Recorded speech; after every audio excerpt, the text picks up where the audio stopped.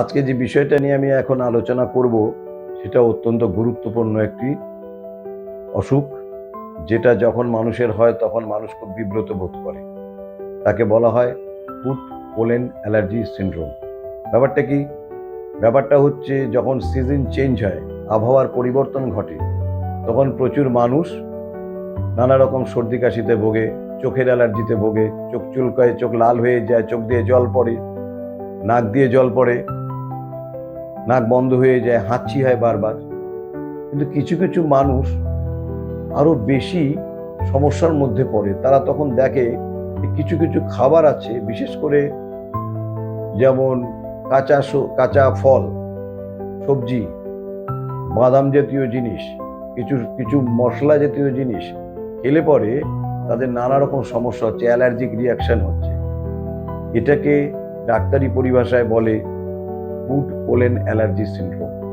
জিনিসটা কি?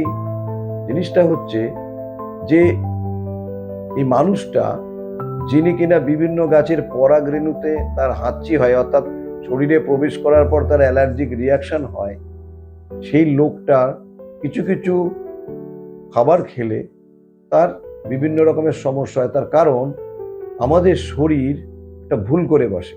কি ভুল করে বসে?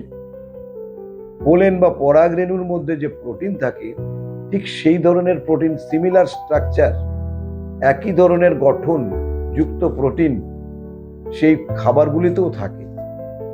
তখন কি হয়? সেই খাবারগুলো খেলে শরীর ভুল করে ভেবে বসে তার বিরুদ্ধে অ্যালার্জিক রিয়াকশন তৈরি করে।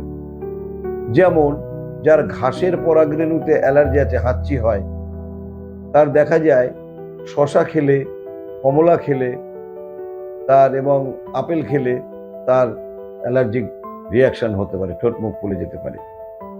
যাদের র্যাগুইড বলে এক ধরনের জঙ্গল জাতীয় একটা গাছ আছে, তাদের পরাগরেণুতে হয়, তখনও তাদের নানা রকম সমস্যার সৃষ্টি হয়।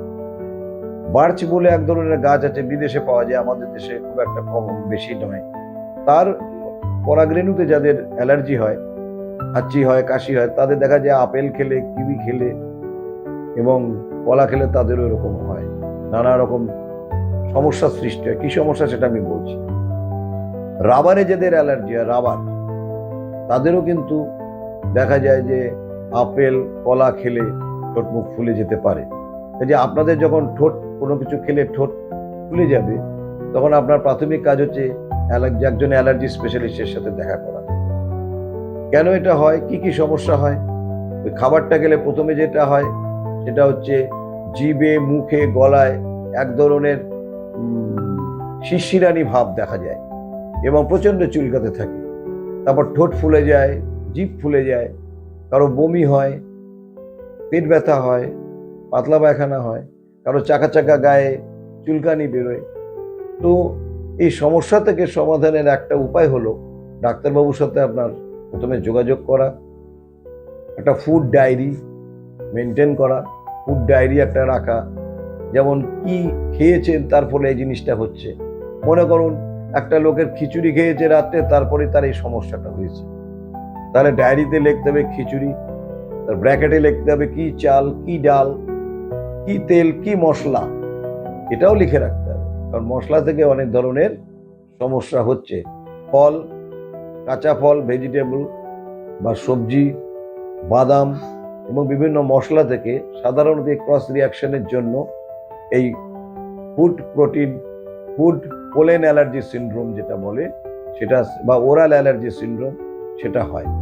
সুতরাং যখনই হবে, তখন ইমার্জেন্সি কি করতে পারেন? ডাক্তারবাবুর সাথে কথা বলে আপনাকে কয়েকটা ওষুধ আপনাকে পকেটে রাখতে হবে। তার আগে বলে নিই যে যেই সময়ে, যেই সিজনে আপনি হাঁচি কাশি হচ্ছে এবং সেই সাথে আপনার ঠোঁট ফুলে যাচ্ছে এবং ডাক্তারের কাছে এসে আপনি ধরা পড়েছে যে অমুক জিনিসটা, অমুক ফলটা বা অমুক মশলা থেকে আপনার এই জিনিসটা হচ্ছে, তাহলে বছরের সেই সময়টায় ওই খাবারটা আপনার পরিহার করলেই ভালো। কিন্তু তা সত্ত্বেও অজানাভাবে অনেক খাবার আছে, অনেক রকম সবজি আছে, অনেক তরকারি আছে, যার মধ্যে আপনি বুঝতে পারছেন না যে জিনিসটা আছে কিনা। অনেক স্যালাডে বিশেষ করে এটা হতে পারে। তখন হঠাৎ করে আপনার শুরু হয়ে গেল জিভ ফুলে যাওয়া, গলা চুলকানো, মানে সেই এক ত্রাহি ত্রাহি রব, এবং এটা মাঝে মাঝে এমন ভয়ঙ্কর আকার ধারণ করে যে মানুষ অজ্ঞান হয়ে পড়ে, তার নাম হচ্ছে অ্যানাফাইল্যাক্সিস। এটা অত্যন্ত, এবং অনেক সময় তাদের মৃত্যুও ঘটতে পারে। সুতরাং যখনই দেখবেন যে এই ধরনের সমস্যা হচ্ছে, সঙ্গে সঙ্গে একটা অ্যান্টিহিস্টামিন, যেটা ডাক্তারবাবু লিখে দেবেন, একটা স্টেরয়েড ট্যাবলেট, এবং বাড়াবাড়ি হলে একটা অ্যাড্রিনালিন ইনজেকশন, এটা আপনার কাছে রাখতে হবে। এবং যদি কাছাকাছি কোনো ইমার্জেন্সি হাসপাতালে কখনো গিয়ে পৌঁছান যে আপনার, এবং এই ডাক্তারবাবুকে বলেন যে ডাক্তারবাবু আমার প্রচন্ড গলা চুলকাচ্ছে, জিভ চুলকাচ্ছে, শ্বাসকষ্ট হয়ে আসছে, গলা মনে হচ্ছে কেউ জন্য টিপে ধরেছে, প্রচন্ড চুলকাচ্ছে, আমি কিন্তু, আমি ডাক্তার দেখিয়েছি, আমি কিন্তু এই জিনিসটা খেলে আমার এটা হয়, আমার কিন্তু এই ওষুধগুলো আছে, আপনি এটা দেখুন এটা ব্যবহার করা যায় কিনা। তাহলে সঙ্গে সঙ্গে অ্যাড্রিনালিন ইনজেকশনটা আপনার পড়ে গেলে আপনি বেঁচে যাবেন। কারণ আমাদের হাসপাতালে ইমার্জেন্সিতে যত রকমের রুগী আসে, অজ্ঞান হয়ে অনেক রুগী আসে, বিভিন্ন কারণে তো অজ্ঞান হয়, স্ট্রোক হলেও অজ্ঞান হয়, হার্টের প্রবলেমে অজ্ঞান হয়, কিন্তু অ্যানাফাইল্যাক্সিসের প্রবলেমে অজ্ঞান হয়েছে এটা বুঝতে একটা সময় লাগে। এই সময়টা কিন্তু খুব মারাত্মক, যদি দেরি হয়ে যায় তাহলে মৃত্যু ঘটতে পারে। আপনি যদি একটু হিন্টস দেন যে আমার ফুড পোলেন অ্যালার্জি সিন্ড্রোম আছে, আমার কিছু খেলে আমার এই সমস্যাগুলো হয়, তাহলে ডাক্তারবাবু কি করবেন, সঙ্গে সঙ্গে ইঞ্জেকশনটা দিয়ে দেবেন। এবং আপনি তো অলরেডি অ্যান্টিহিস্টামিনিক এবং স্টেরয়েড খেয়েছেন, প্রয়োজনে হয়তো একটা ইঞ্জেকশনও দিতে পারে। কিন্তু সাধারণত এত বাড়াবাড়ি খুব রেয়ার, হয়ই না, কিন্তু অস্বস্তি হয়।